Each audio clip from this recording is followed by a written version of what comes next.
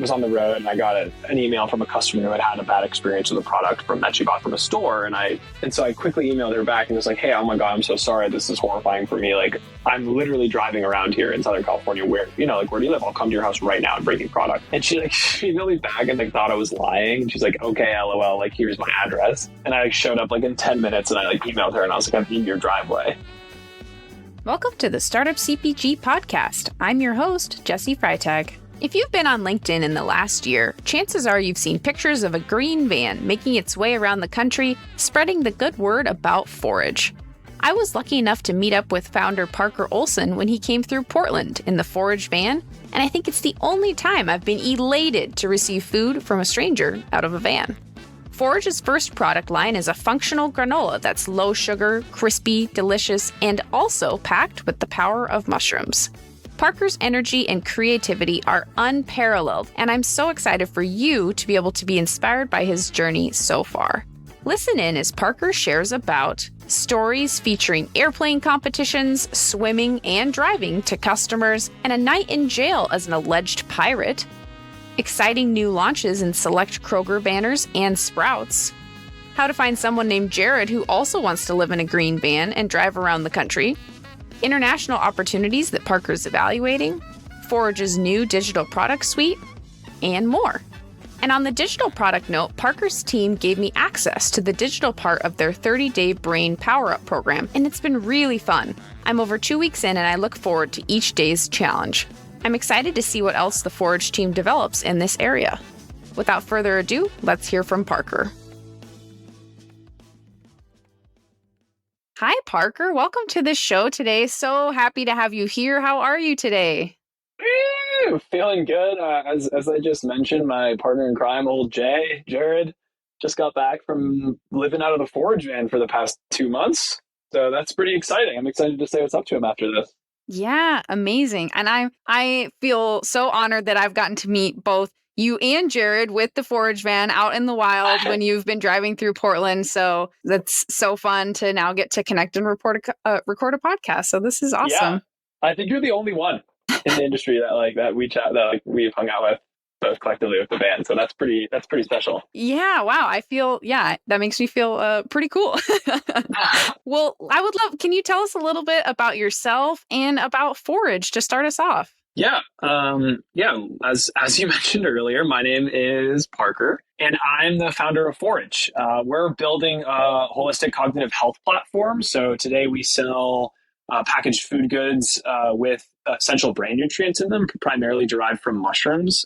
So our flagship product line is a functional granola concept, like a loose bag of granola. We're working on like a meal replacement bar and salty snack mix and some other things right now, which is super exciting. And then recently I've kind of been developing this other cool part of the business, which is more around think about ways to exercise the brain, right? So a cognitive health platform, to me, that includes both nutrition and exercise. Does that make sense? Yeah, that's super interesting to hear you talk about, kind of platform thinking. And so can you tell us a little bit about what your current food product SKUs are, and then tell us a little bit more about the digital pieces? Yeah. So right now, on market, we have a loose bag of granola, right? Similar to a Kind or I guess Nature's Valley or Purely Elizabeth type concept. And it has basically mushrooms in it from an extract / powder format that actually help provide the base blocks for your brain cells to grow. So we use 2 mushrooms, one of which is lion's mane. Maybe some people have heard of it. We also use this vitamin D brown button mushroom, which is super cool, kind of exciting. It's a proprietary mushroom that a company in Monterey Mushrooms developed. So that's what we sell in market. And just as we've started to more holistically look at, okay, what are we trying to do here? What are we selling? What are people intrigued by? What's the outcome people are seeking? Maybe when they're purchasing our product, right? It's okay, maybe they're trying to have a better memory. Let's say, let's just use that as an example. Sure, the brain is like the body, right? So like, you need to give it proper nutrition, but you also need to exercise it. And like for us, like right now, like what we're providing is more of just this like nutrition standpoint, right? And it's kind of a newer concept, like a functional food idea. So the idea of evolving forward from more of just a functional food brand into like a cognitive health platform is trying to provide like holistic products to help that consumer really get to that end goal, right? So maybe again, coming back to the earlier example, consumers like, oh, I think I know like why, I'm interested in lion's mane because I think it can help me, improve my memory. Great. So I'm going to maybe buy this product. I'm interested in this product. Great. They start buying the product. We also want to be able to provide assets and ways for that same person to exercise their brain to similarly help them improve their memory. Right. Yeah, that's really interesting. And for you, if I'm remembering correctly, you got down this path of kind of, figuring out all these amazing functions of mushrooms through playing with different diets for yourself and participating in Ironman. Is that right? Can you tell us a little bit about that? Yeah. So I don't know, Jesse. Sometimes I'm like, I don't know. I just think I'm absurd in so many ways. Some days. I spent in 2018. I decided I would go and I'd try being vegan for 30 days because I didn't really understand totally why people were vegan outside of people who like genuinely cared about the environment, and that was the reason, right? I was like, why are people vegan who just think like I want to be vegan because I think vegan is better than other dietary regimens. So I went vegan for 30 days and felt different by the end of that 30 days. And so I basically like ran an experiment or this 18-month experiment on myself where every single month I tried a different nutritional regimen. And the month that I felt best was the month that I was supplementing with some of these like medicinal or functional mushrooms every day. And that was really interesting to me. So I kind of dove into the research, and my traditional academic background is in neuroscience. And I understand some of like the neuroscience behind like psychedelics, for example, but didn't really understand it behind more of these like medicinal, totally legal mushrooms that don't get you high. So I dove into the research and found like really compelling research about some of like the nutrients that they can provide both for like your body and being anti-inflammatory, but most specifically around the brain and around cognition. So I got really into that, and I joined, the Mycological Society here in Seattle, which is the largest mycological society in the States, and became a board member there for 2 years and became convinced like these mushrooms can help with some of these low-hanging health concerns. How do we get them into people's diets? Was sort of the initial thesis. Right. And how did you go from that to like when you gave me a bag of your granola and I brought it home, my household was like, "Ooh, granola with mushrooms? Like, I don't know what that's going to taste like." I'm like, "No, just taste it." And then like, my spouse tasted it and he's like, "This doesn't taste like mushrooms. This tastes like just insanely delicious granola." And I'm like, "Right. That's the point." Like, how did you go from that to a product that is getting these things in people's diets but tastes incredible? Yeah, it's all super fair questions. A lot of failed attempts. I mean, at the very beginning, I had another job and was just like putting it in my oatmeal at work. And I was like, you should try this. Like it's an easy way to get it into your diet. And for me, like I just have, I don't know, like I feel like I kind of have like this ADHD where I just like trying to like solve problems in unique ways, or always am looking for solutions to things. So it started when I was first preaching about like mushrooms and getting them into people's diets. And most of the people that heard that were people I was working with, my colleagues and my friends. And they were like, "Cool, Parker, we don't care. Like, I'm not interested. I don't want to like eat your stupid mushroom." And then I was like, okay, well, let me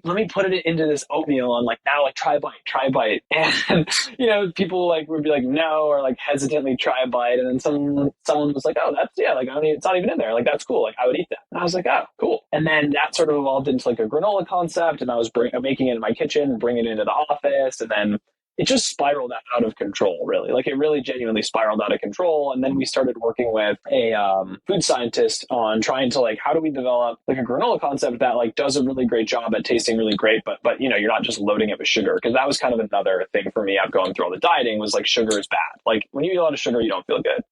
And we worked for, I don't know, 3 to 6 months and basically like the outcome was figuring out that like, hey, like if we pair coconut oil with like tastefully with really potent spice, it kind of recreates this sweetness and like does a great job at creating an awesome flavor. And also just like you can't taste the mushrooms, like it's awesome. And so that's kind of how we fell into that I don't know, lane. Right. And I think what's really fascinating about you and your team is just the way that you engage with consumers, and to hear you talk about kind of, this as a platform and the products being part of it, like, was getting to this place of thinking about maybe some of these digital elements, was that from consumer feedback and engaging with people and learning like what they found valuable in the product? Like how did you kind of get from I have a physical product to then thinking of it as more of a, thinking through the digital pieces? Yeah, to me, like it comes back to like, yeah, like what is the outcome, right? Like like people are eating things for certain outcomes, or they're doing things for certain outcomes, whether like conscious or subconscious. And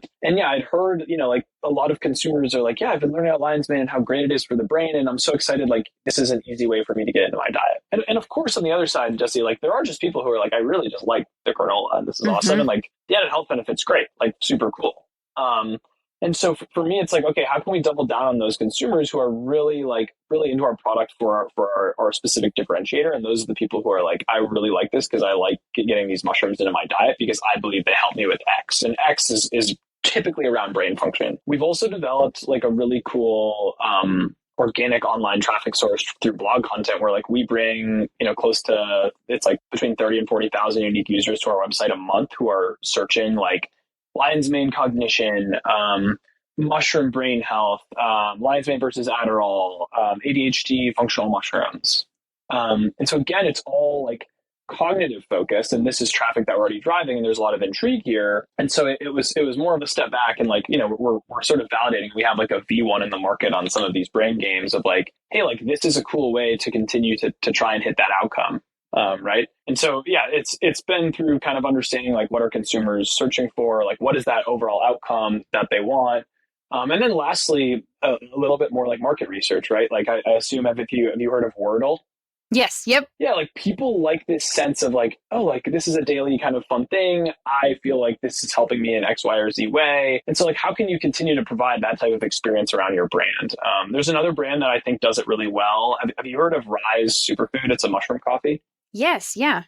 Have you seen like their mindfulness app?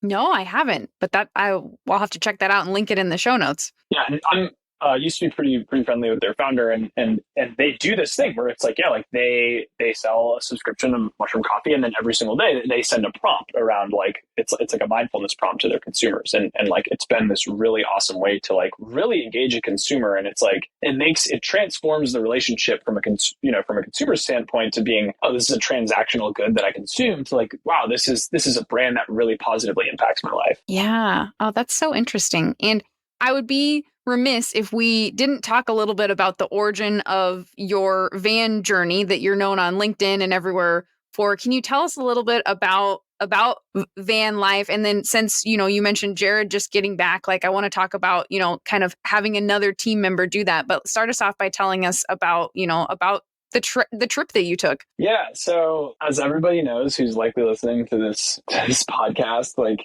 getting into retail and distribution is challenging. And like the biggest challenge in my point of view is like there's just so much noise. Like you have to stand out.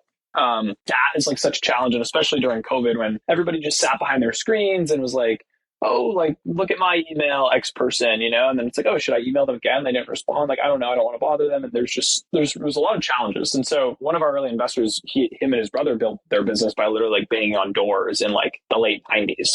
And he's a huge believer of this like traditional sales approach. And I kind of am too. Like, I'm definitely like love it. Like, I think you have to get in front of people. Like, I think as well, like for a brand that we're trying to build and like in order to show that passion, like it's in person can be so powerful. So fast forward, and I was sharing a warehouse space with another brand in Seattle. It's called Neptune Fish Snacks. Are you familiar with them, Jesse? I am, yeah. Yeah, like Nick Mendoza and Jesse. And anyways, he had pulled up one day in this like Japanese import van. And I was like, damn, that thing is so cool. Was it really expensive? He's like, no, dude, they're super affordable because the wheel's on the other side of the car. And so like not a lot of people want to buy them. And like they're imported for like pennies. And then like the guy fixes them and like he's really awesome. And so I was like, okay, cool. And I went and checked it out. And what most people actually don't know about my journey, Jesse, is I was planning on going around the US and I had bought this like $2,500 like pop-up camper thing addition to put on my old car. Ah. And I was actually living out of that for like a little bit. And before that, I was living out of a tent in my backyard for 2 years. I threw up my bed, and that was so we could use my bedroom as our like basically like our warehouse and like slash office. And that's a whole other story. But so I went to this Japanese importer and I found this pop-up camper van. Like, you hit a button and like the roof comes up and there's like a canvas tent on the top. I outfitted it with like a little memory foam mattress, and I got in and I was living on the road for a year, driving to like different retailers and distributors and just trying to build like retail distribution from the ground up. Just in different regions where we had kind of access to distribution. So like went down through Southern California, spent some time in the Rocky Mountains, like a little time on the East Coast. And then I looped back down through South. We had a cool opportunity through like Publix's Greenwise, and all the while just see like I'm, leverage that as an opportunity, obviously, of course, like a branding opportunity and a showcase opportunity to say like, hey, like I'm so passionate about this, I will drive 1,000 miles to come meet you. But also sampling product and meeting customers and really trying to get that like raw, intense feedback on our concept and on our product, like one-on-one with customers, right? So it afforded the ability to do both. I just had to sacrifice my life for a year, but who cares, right? I feel like the value that came out of that was really exceptional. Yeah. Wow. And then how did you find Jared? Because it's one thing to say, I, as the founder of a company, am going to live out of a van for a year. Then how do you find someone that's like, you know what, I'm also up to live in a van and go and spread the word about our brand. Like, how did that connection happen? Yeah. So I met Jared at a Publix grocery store down in Florida, and I was sampling, and in comes Jared. And he's like, dude, I saw your van out front. That's the coolest thing I've ever seen. And I'm like, yeah, it's pretty cool. And he's like, dude, like, what are you doing? Like, what is this? And I told him about the product. And he goes, oh, that's so cool. He goes, dude, I was coming in here to buy both mushrooms and granola. And I'm like, no way. And so we really hit it off for like 10 minutes. Like not even like 5 minutes, and he's like, how do I do what you're doing? And I'm like, dude, do you want a job? And he's like, yeah, like this seems super exciting. I love this brand, I love this concept, the product's really great. And I was like, okay, cool, like you want to demo like tomorrow? And he's like, sure. And I think that's how it goes. He either demo the next day or the next week. And I like set him up and was like, okay, cool, like yeah, dude, we'll see how you do, like I'll get you set up, you got your food handler's license, but like awesome. And Jared was like so excited, and like that excitement, we only met for like 20 minutes and we worked together for like 6 months, and the next time I saw him, he had already picked up the van and was living out of it for 6 weeks. And I briefly saw him. And then the next time I saw him after that was he moved to Seattle and moved into our office. Wow, that's amazing. So there was just sort of this like instantaneous connection, and like you could see it in the kid's eyes. Like he was just incredibly passionate. And I mean, you've met him, you know about Jared. Yeah.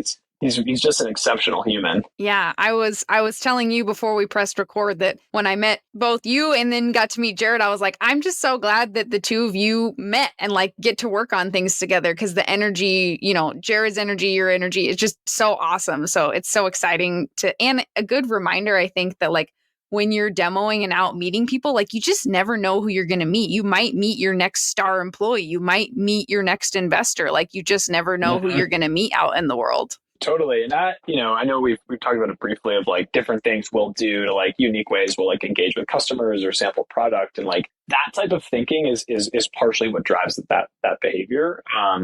But yeah, I mean, I sometimes I wish I could like record interactions of just Jared and I, and we just like get excited looking at each other and just like, we'll just yell these like funny and just like energetic remarks at each other, and it's just so much fun. We just have a blast together. That's amazing. Speaking of some of those other stories, like are there, I think there's some involving like, airline rides. Like what are some other stories that you can share of just kind of some interesting customer interactions that you've had or that you've created intentionally? Yeah. So the reality is it's like you can be a really successful consumer brand, like if you drive like really, a relatively small amount of like really loyal customers. The other, I guess, general thesis that I believe to be true is like when you create a special experience for an individual, like they want to tell their friends about it. And like everybody listens to their friends. And so I guess always have taken the mindset of like, you should always look for unique ways to like make people feel special and like provide a really unique like experience to get your brand or whatever you're trying to do in front of a consumer, right? Like everybody's used to like all these ads over Instagram or like different ways that like traditional channels that people are marketing to consumers. and it just becomes noise, like complete noise. And so I feel like just having that approach, like I've just always sort of been in my mind, I'm like, okay, like how can I just like be getting product in front of consumer, or like getting new people to try our product, or tell people new people about our product. And that just feels like it's always like subconsciously sort of exists in my mind. And then on the flip side, I feel like my personality is like, I just like to do things that I find entertaining myself and like kind of funny and absurd. Like I feel like everybody follows this like unwritten societal structure and rule. And like, I kind of hate it. And like, am definitely a rule breaker, and like to just like do things differently. And so those two aspects have combined to like, yeah, I've run like products giveaways on airplanes before, and like I've had flight attendants allow me to get on the intercom and be like, hey, like my name's Parker and I founded this granola company in Seattle. I know, we're all flying from there and we're gonna do a product giveaway. So I'm gonna walk around the plane, and like if you want to participate, like just put your seat number in. And like most of the people think it's like hilarious and are pretty excited about it. Obviously there are some people that are like, don't talk to me. So I've done that a couple times. There's been times I've been I live on a floating home, and right across there's a dock. And, it was in the summer, my window's open, and I heard someone just say the word granola, and I like got triggered, and I stood up from my desk and like yelled out the window, and I'm like, did you just say the word granola? And the guy looks at me and he's like, like, yeah, like I got, my friends like have this granola snack that we just got. And I was like, don't leave yet. Like they were in their kayaks, and I like quickly grabbed a bag and like go outside. I was already in my bathing suit because I wear my bathing suit 24/7 in the summer, and like jumped in the water and swam them over like a bag. And they were just going for like a casual kayak, and they like were recording me, and they thought it was like the most crazy thing ever. And it kind of was, but there's just stuff like that where like, I just don't think those people will ever forget that experience and like tell other people about that. And like, just like it almost becomes like folklore, where it becomes self-serving in some ways, where it's like, I'm having an awesome one-on-one interaction. They're telling their friends about it. And then on the back end, like those stories and that content, like are proof points for maybe like investors to give us money, or for retailers to be like, wow, like this kid's really passionate about his brand. Like clearly there must be something here if he's super excited about it. Right. So for me, they're almost just like opportunities to like it almost justifies me acting like a fool in public. And then I can just be like, oh, I'm doing it for the brand. In reality, I'm just like having a blast. I love that. And I mean, it's important to have fun though, too, because I think, building a consumer packaged goods brand, like it's not just a 1 year, 2 year, like, hey, I'm going to do this quick. And, it's a long game. It's a hard game. And so finding ways that you can have fun and also like build customer engagement and these experiences that a person will never forget, like that's just a win-win that also helps you stay in the game long term. Right. Totally. Yeah. Yeah. It's almost like re-energizing for me. But yeah, I mean, to put it bluntly, Jesse, I mean, this game sucks. Like anybody who's telling you that like this is super easy or like every day is awesome is lying. Like 8 out of 10 days, you're basically getting like punched in the face. And so like, what do you do to like make it through that? It's like, okay, like, you've got to find the other joys in the business to make every single day a good one. And talking through kind of overcoming, obstacles, wild things that happen. I think there's also a story that involves renting a boat, some jail, and an investor meeting. Can you tell us a little bit about that story? So good, yeah. I've had the year through living in the van for a full year, and then it actually broke down in New Mexico, like near the border. That was like a whole other ordeal. That was actually after what the story I'm about to share with you happened.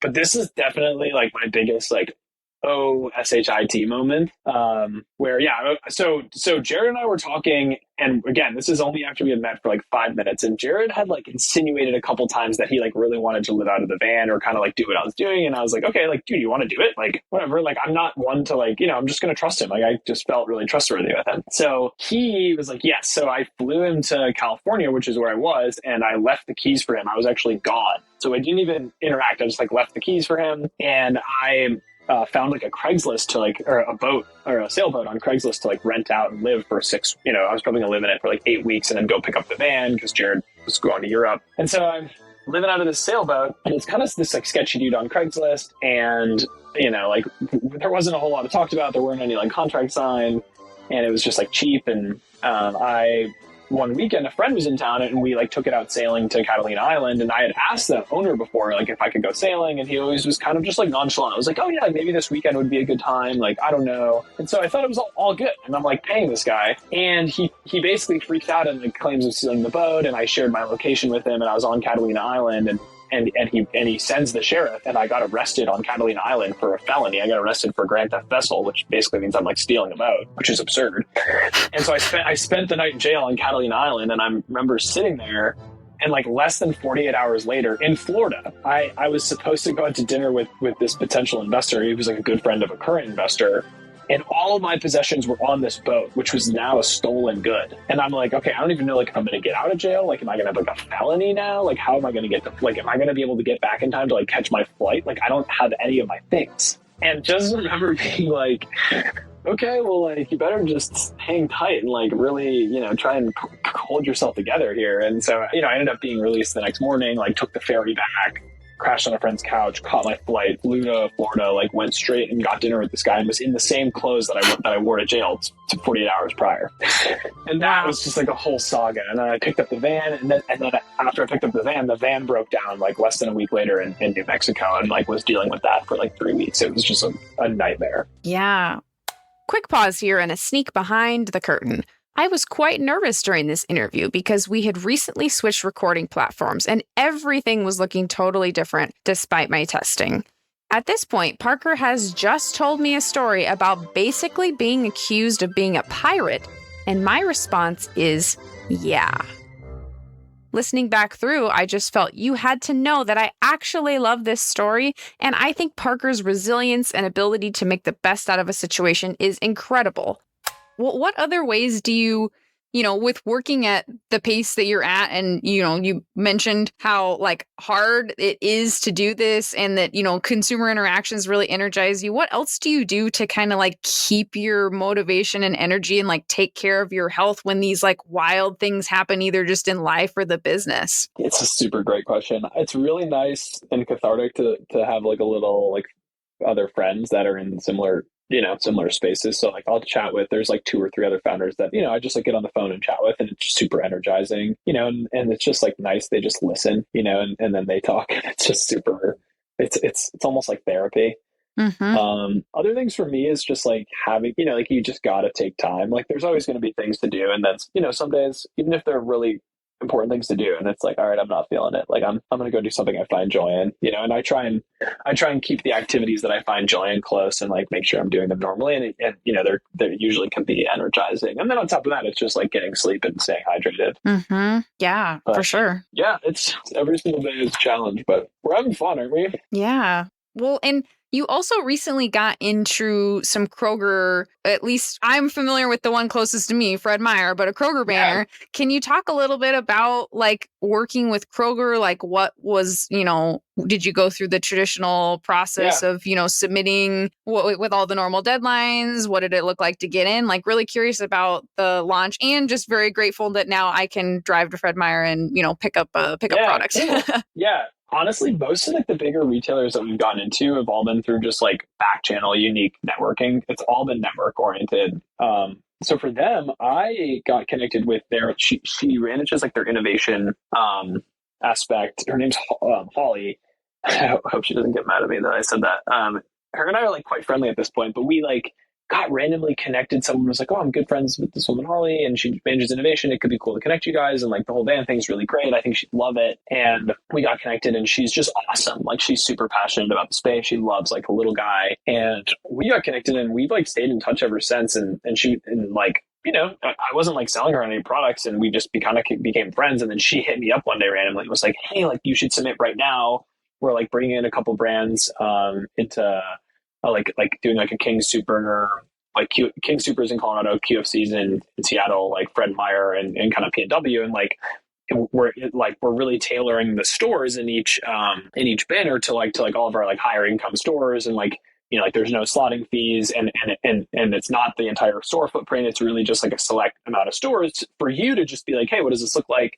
Can you succeed here, right? And like we believe this program gives like small, more innovative, higher end brands like the best opportunity to succeed in our type of banners. And so that was awesome. Yeah. Yeah. We got in, we actually didn't move forward with QFC. We moved forward with King Super in Colorado and then Fred Meyer. And it's been pretty good. Like, some stores are super hit or miss. I will say, and like the velocities are just definitely like a lot slower than like they would be at like like a higher end health food store. Right. It's been an awesome experience just to like really understand the channel to be like, what does this channel actually really look like? Like, how should I be modeling out and forecasting out something for this type of channel? And it was super just like low risk and like really like they've been really great to work with and really friendly and like really responsive. I'm a fan of them.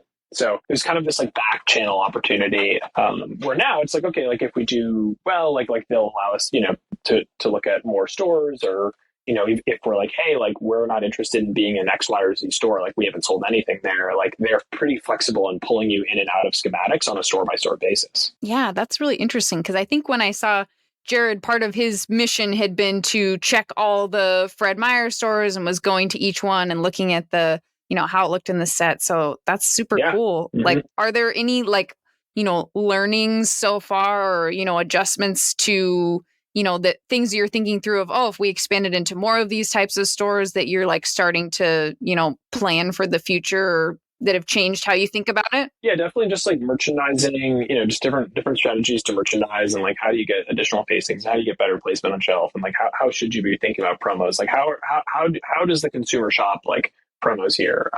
Just things like that are definitely interesting. And yeah, there are definitely like some stores where like this just doesn't make any sense. Like we're not going to do well here, right?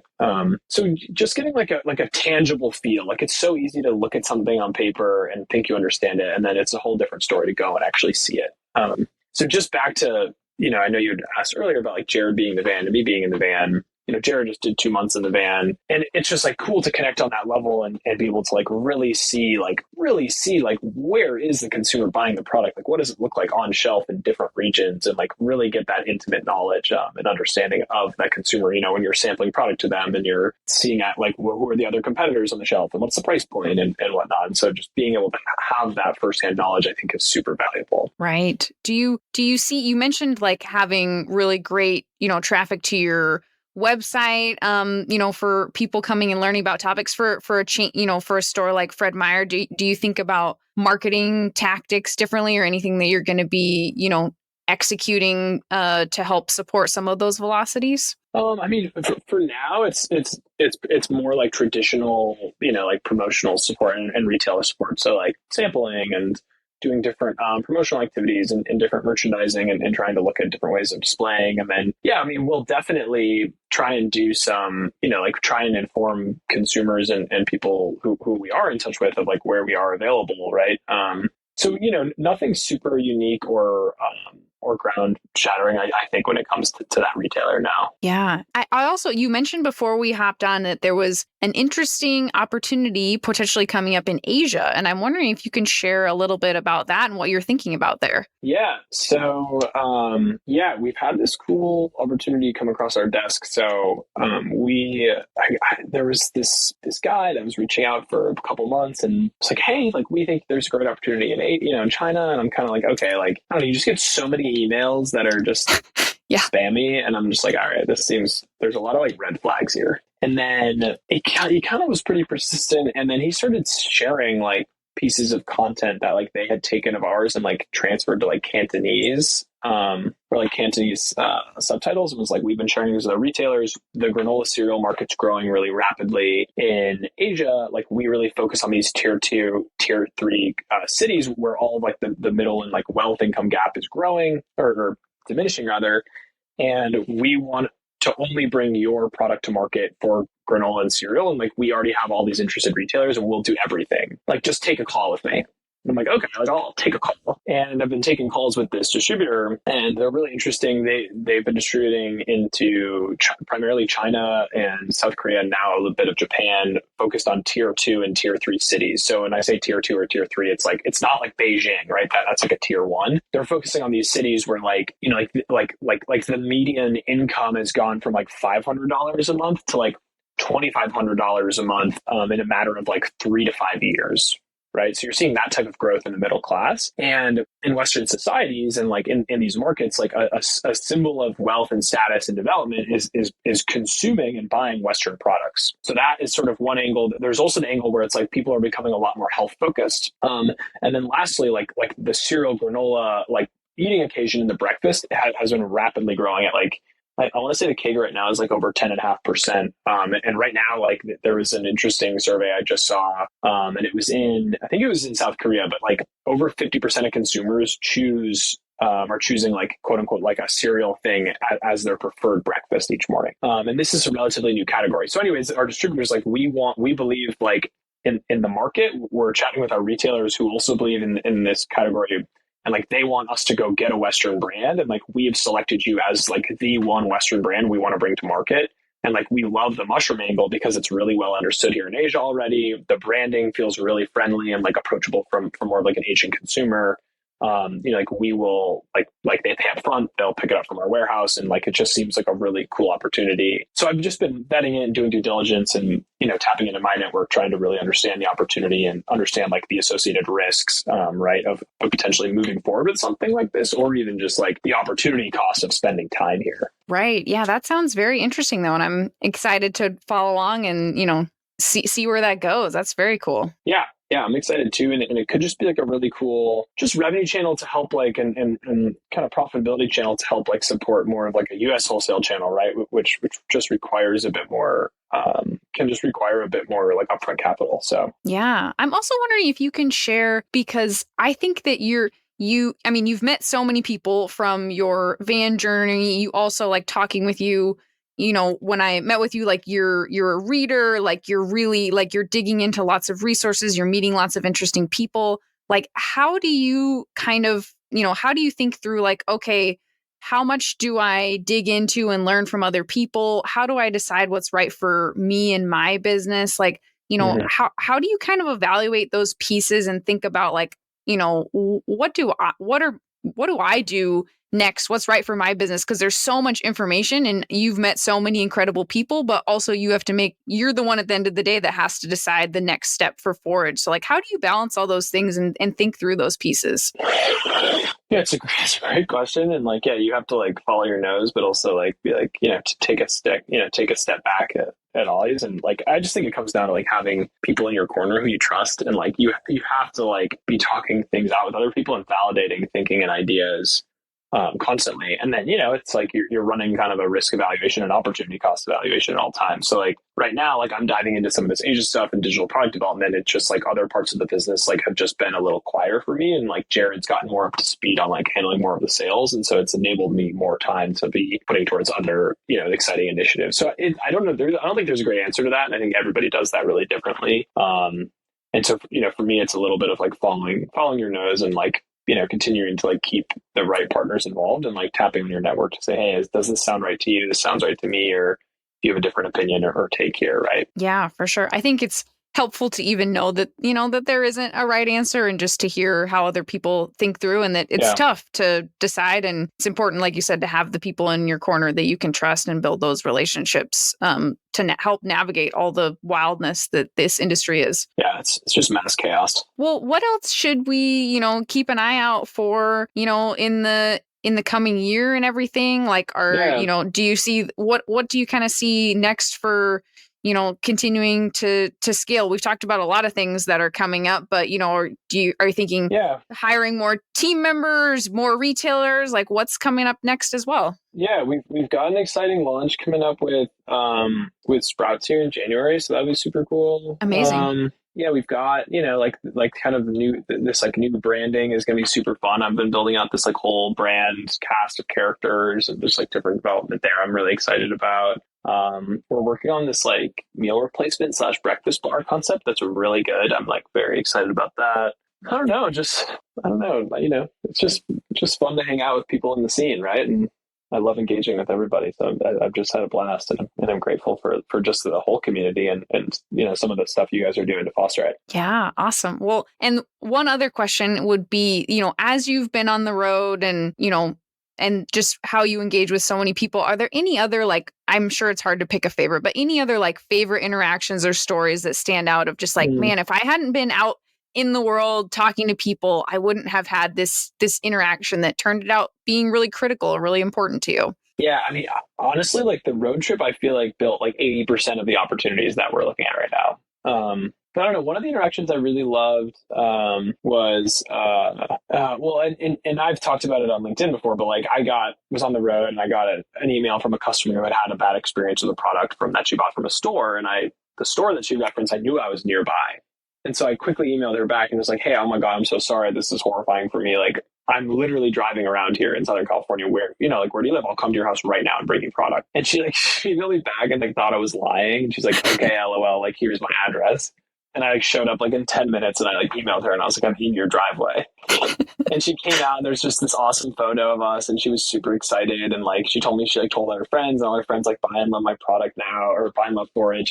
And she gave me during COVID something that she had done. And with like her daughter and like her daughter's friends, they had started painting rocks and like just creating like these cool little like painted rocks. And they had this garden of all these painted rocks. And she's like, "I'd love to give you one." And in the garden, there was a Where's Waldo painted rock. And so I took that one and it still is in the van. It's been in the van for like, I don't know, 8-9 months now. It's freaking awesome. That's amazing. Oh, I love that. Well, I definitely encourage everyone. I will link in the show notes, a link to your LinkedIn. Everyone should definitely go to forij.co, which is FORIJ.co. And you can also follow that same forij.co on Instagram. So I hope everyone goes and checks that out. And then you can, find the product in Sprouts, go to Fred Meyer, King Soopers. Or what other places should people go if they want to find, check out the products? Yeah, I mean, it kind of depends where you're living, but yeah, we're opening up in Sprouts, like King Super, Fred Meyer, PCC, Met Market, Lazy Acres, Jimbo's. We're in like Publix Greenwise locations. We're launching in Shaw's, in a subsect of Shaw's in January, which will be pretty cool. Yeah, I'm trying to think.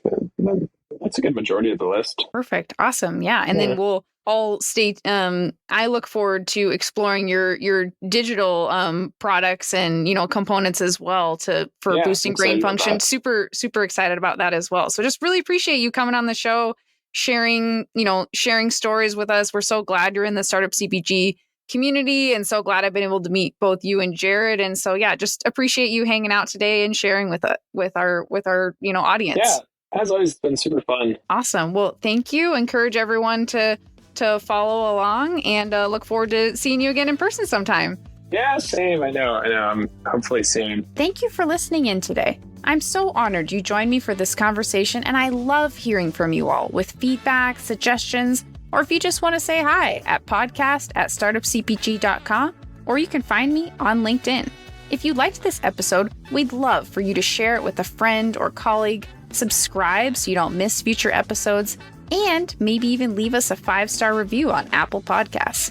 If you aren't yet in our Slack community of founders and experts, we'd love to see you there. You can get the free invite at startupcpg.com and find all our other awesome resources there, like webinars, databases, the blog, the magazine, and virtual and in-person events. And if you found yourself rocking out to our intro and outro music, which I do every single time, make sure to check out the Super Fantastics on Spotify. It's the band of our Startup CPG founder, Daniel Scharf. I'm Jessie Freitag, your host and producer, and on behalf of the whole team at Startup CPG, thank you for being here and see you next week.